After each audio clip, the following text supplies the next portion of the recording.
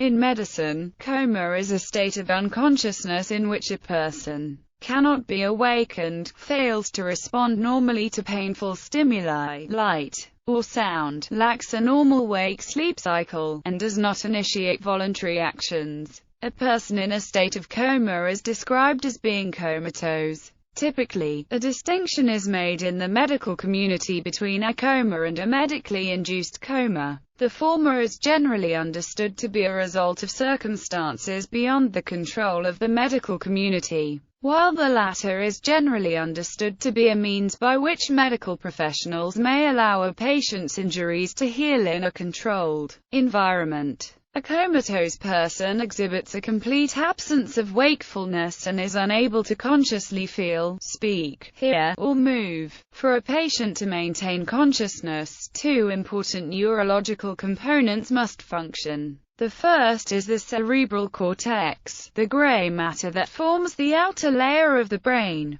The other is a structure located in the brain stem called reticular activating system. Injury to either or both of these components is sufficient to cause a patient to experience a coma. The cerebral cortex is a group of tight, dense, gray matter, composed of the nuclei of the neurons whose axons then form the white matter, and is responsible for perception, relay of the sensory input via the thalamic pathway, and many other neurological functions, including complex thinking. RAS, on the other hand, is a more primitive structure in the brainstem that is tightly in connection with reticular formation. The RAS area of the brain has two tracts, the ascending and descending tract, made up of a system of acetylcholine-producing neurons. The ascending tract, or ascending reticular activating system, works to arouse and wake up the brain, from the RF, through the thalamus, and then finally to the cerebral cortex. A failure in ARIS functioning may then lead to a coma. Signs and symptoms. Generally, a person who is unable to voluntarily open the eyes, does not have a sleep-wake cycle, is unresponsive in spite of strong tactile or verbal stimuli, and who generally scores between 3 to 8 on the Glasgow Coma scale is considered in a coma. Coma may have developed in humans as a response to injury to allow the body to pause bodily actions and heal the most immediate injuries, if at all, before waking. It therefore could be a compensatory state in which the body's expenditure of energy is not superfluous. The severity and mode of onset of coma depends on the underlying cause. For instance, severe hypoglycemia or hypercapnia initially cause mild agitation and confusion, but progress to obtundation, stupor and finally complete unconsciousness. In contrast, coma resulting from a severe traumatic brain injury or subarachnoid hemorrhage can be instantaneous. The mode of onset may therefore be indicative of the underlying cause.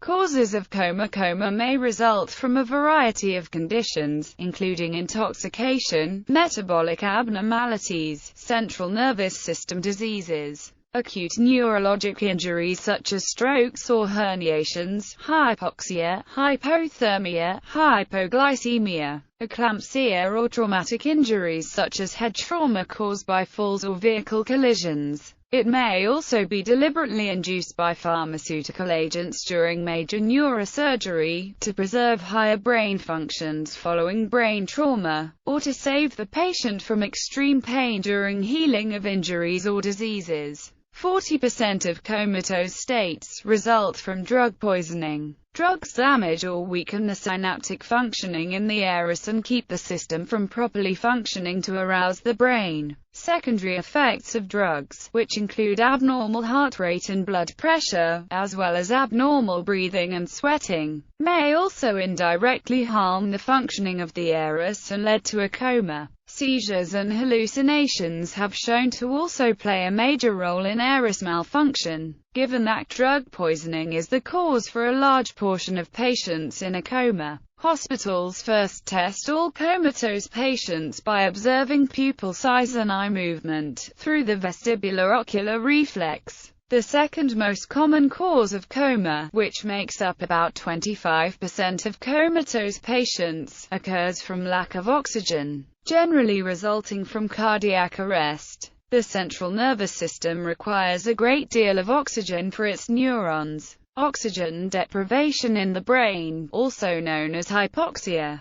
causes neuronal extracellular sodium and calcium to decrease and intracellular calcium to increase, which harms neuron communication. Lack of oxygen in the brain also causes ATP exhaustion and cellular breakdown from cytoskeleton damage and nitric oxide production. 20% of comatose states result from the side effects of a stroke. During a stroke, blood flow to part of the brain is restricted or blocked. An ischemic stroke, brain hemorrhage, or tumor may cause such cessation of blood flow. Lack of blood to cells in the brain prevents oxygen from getting to the neurons, and consequently causes cells to become disrupted and eventually die. As brain cells die, brain tissue continues to deteriorate, which may affect functioning of the iris. The remaining 15% of comatose cases result from trauma, excessive blood loss, malnutrition, hypothermia, hypothermia, abnormal glucose levels,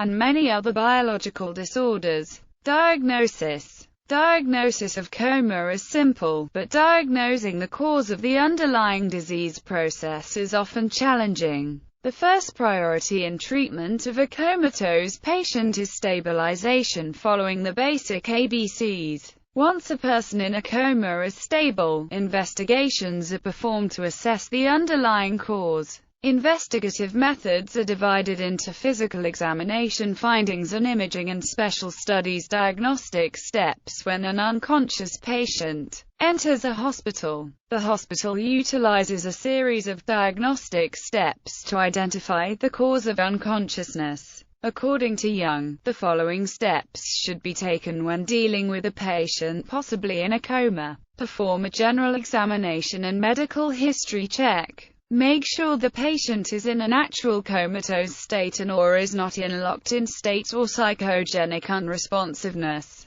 Find the site of the brain that may be causing coma and assess the severity of the coma with the Glasgow Coma Scale. Take blood work to see if drugs were involved or if it was a result of hypoventilation. Hyperventilation. Check for levels of serum glucose, calcium, sodium, potassium, magnesium, phosphate, urea, and creatinine. Perform brain scans to observe any abnormal brain functioning using either CT or MRI scans. Continue to monitor brain waves and identify seizures of patient using EEGs. Initial assessment and evaluation. In the initial assessment of coma, it is common to gauge the level of consciousness by spontaneously exhibited actions, response to vocal stimuli, and painful stimuli. This is known as the AVPU scale. More elaborate scales, such as the Glasgow Coma Scale, quantify an individual's reactions such as eye-opening, movement and verbal response on a scale. Glasgow Coma Scale is an indication of the extent of brain injury varying from 3 to a maximum of 15. In those with deep unconsciousness, there is a risk of asphyxiation as the control over the muscles in the face and throat is diminished.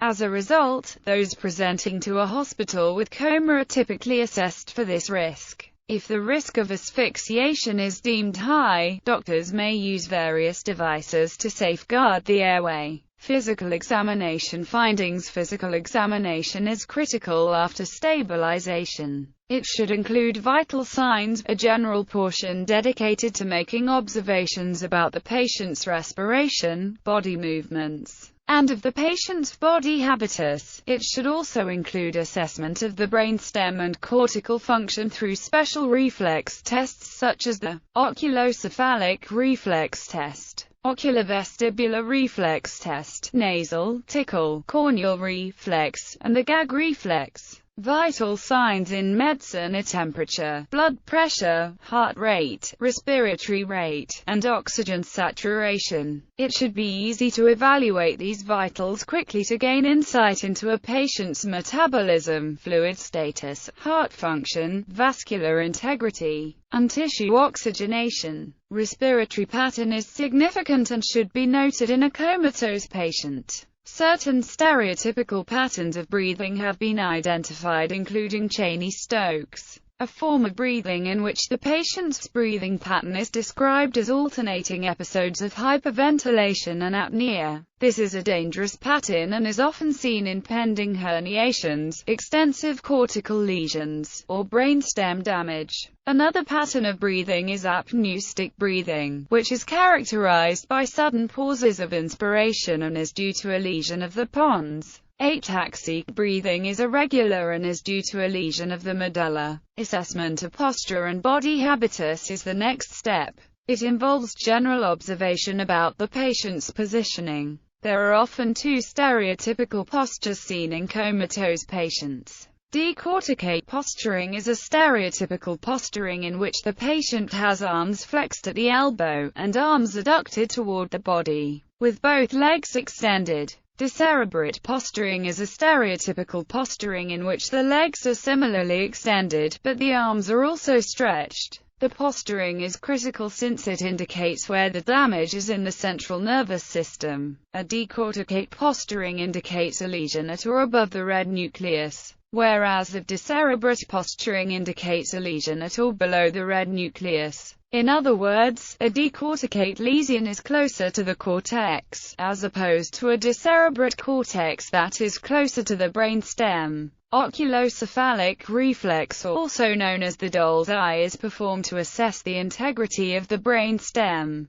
Patient's eyelids are gently elevated and the cornea is visualized. The patient's head is then moved to the patient's left to observe if the eyes stay or deviate toward the patient's right. Same maneuver is attempted on the opposite side. If the patient's eyes move in a direction opposite to the direction of the rotation of the head, then the patient is said to have an intact brainstem. However, failure of both eyes to move to one side can indicate damage or destruction of the affected side. In special cases, where only one eye deviates and the other does not, this often indicates a lesion of the medial longitudinal fasciculus, which is a brainstem nerve tract. Caloric reflex test also evaluates both cortical and brainstem function. Cold water is injected into one ear and the patient is observed for eye movement. If the patient's eyes slowly deviate toward the ear where the water was injected, then the brainstem is intact. However, failure to deviate toward the injected ear indicates damage of the brainstem on that side.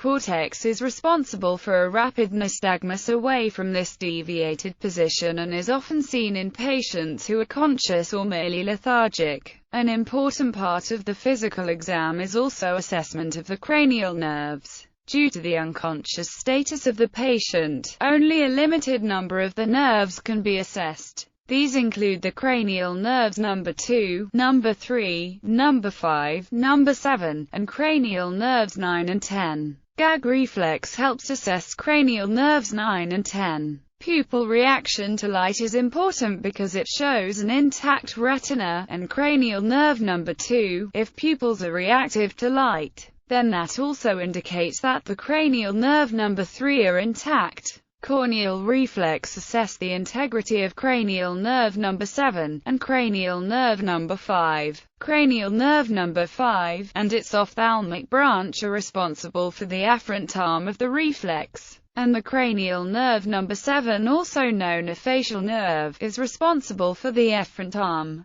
causing contraction of the muscle orbicularis oculi resulting in closing of the eyes. Pupil assessment is often a critical portion of a comatose examination, as it can give information as to the cause of the coma. The following table is a technical, medical guideline for common pupil findings and their possible interpretations. Imaging and special test findings. Imaging basically encompasses computed tomography scan of the brain, or MRI for example, and is performed to identify specific causes of the coma, such as hemorrhage in the brain or herniation of the brain structures. Special tests such as an EEG can also show a lot about the activity level of the cortex, such as semantic processing, presence of seizures, and are important available tools not only for the assessment of the cortical activity but also for predicting the likelihood of the patient's awakening. The autonomous responses such as the skin conductance response may also provide further insight on the patient's emotional processing. History. When diagnosing any neurological condition, history and examination are fundamental. History is obtained by family, friends or EMS. The Glasgow Coma Scale is a helpful system used to examine and determine the depth of coma, track patients' progress and predict outcome as best as possible. In general, a correct diagnosis can be achieved by combining findings from physical exam, imaging, and history components and direct the appropriate therapy. Severity and classification. A coma can be classified as supratentoral, infratentoral, metabolic or diffused. This classification is merely dependent on the position of the original damage that caused the coma, and does not correlate with severity or the prognosis. The severity of coma impairment, however, is categorized into several levels. Patients may or may not progress through these levels. In the first level, the brain responsiveness lessens, normal reflexes are lost, the patient no longer responds to pain and cannot hear. The Rancho Los Amigos scale is a complex scale that has 8 separate levels,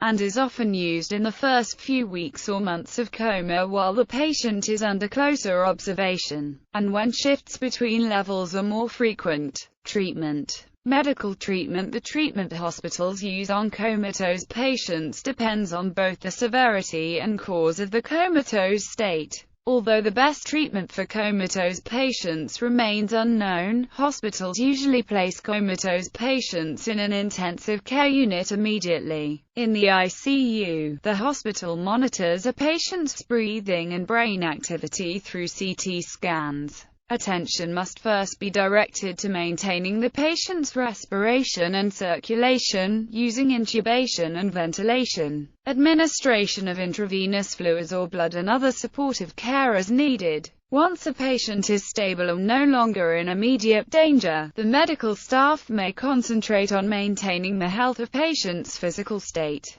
The concentration is directed to preventing infections such as pneumonias, bed sores, and providing balanced nutrition. These infections may appear from the patient not being able to move around, and being confined to the bed. The nursing staff moves the patient every 2 to 3 hours from side to side and depending on the state of consciousness sometimes to a chair. The goal is to move the patient as much as possible to try to avoid bed sores, atelectasis and pneumonia. Pneumonia can occur from the person's inability to swallow leading to aspiration, lack of gag reflex or from feeding tube. Physical therapy may also be used to prevent contractures and orthopedic deformities that would limit recovery for those patients who emerge from coma. A person in a coma may become restless, or sees a need special care to prevent them from hurting themselves. Medicine may be given to calm such individuals. Patients who are restless may also try to pull on tubes or dressings, so soft cloth wrist restraints may be put on. Side rails on the bed should be kept up to prevent the patient from falling. In attempt to wake comatose patients, some hospitals treat their patients by either reversing the cause of comatose, giving medication to stop brain swelling, or inducing hypothermia. Inducing hypothermia on comatose patients provides one of the main treatments for patients after suffering from cardiac arrest. In this treatment, medical personnel expose patients to external or intravascular cooling at 32 to 34 degrees Celsius for 24 hours. This treatment cools patients down about 2 to 3 degrees Celsius, less than normal body temperature. In 2002, Baldersdottir and her co-workers found that in the hospital, more comatose patients survived after induced hypothermia than patients that remained at normal body temperature. Emotional challenges. Coma has a wide variety of emotional reactions from the family members of the affected patients, as well as the primary caregivers taking care of the patients. Common reactions, such as desperation, anger, frustration, and denial are possible. The focus of the patient care should be on creating an amicable relationship with the family members or dependents of a comatose patient, as well as creating a rapport with the medical staff.